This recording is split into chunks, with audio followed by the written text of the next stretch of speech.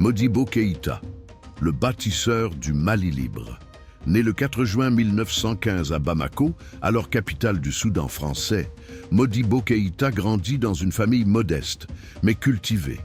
Élève brillant, il devient instituteur, un métier qu'il portera avec fierté toute sa vie. Enseigner, pour lui, c'était déjà lutter contre l'ignorance imposée par la colonisation. Très tôt, il est fasciné par les grands penseurs africains, les discours anticoloniaux, les luttes syndicales.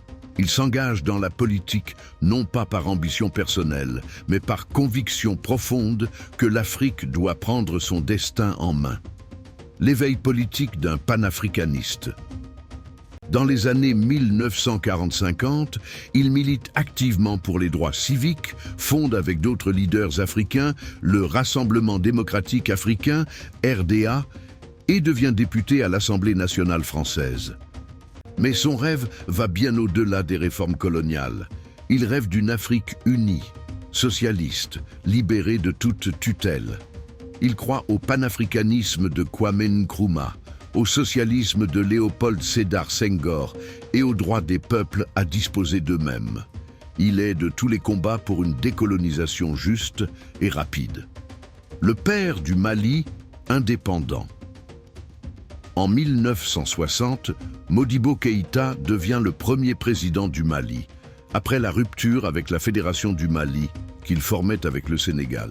Il proclame la République du Mali, pays souverain, fier héritier de Soundiata Keïta, l'Empire du Mali et Tombouctou la Savante. Il met en place un programme ambitieux. Nationalisation des grandes entreprises, promotion de l'éducation gratuite et obligatoire, création de coopératives agricoles, valorisation des langues africaines et des traditions locales.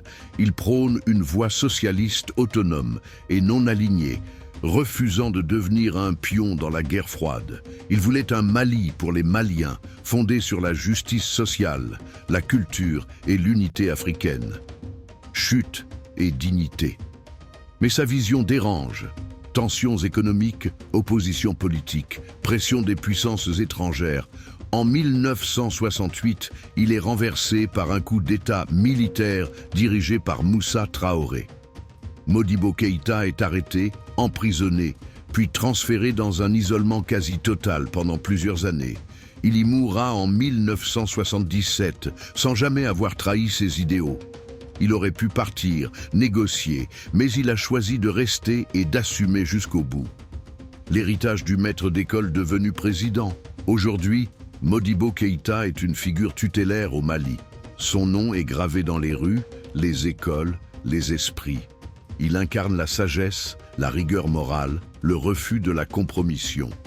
Notre liberté ne sera jamais complète tant que toute l'Afrique ne sera pas libre. Il a donné au Mali plus qu'un drapeau, il lui a rendu son âme.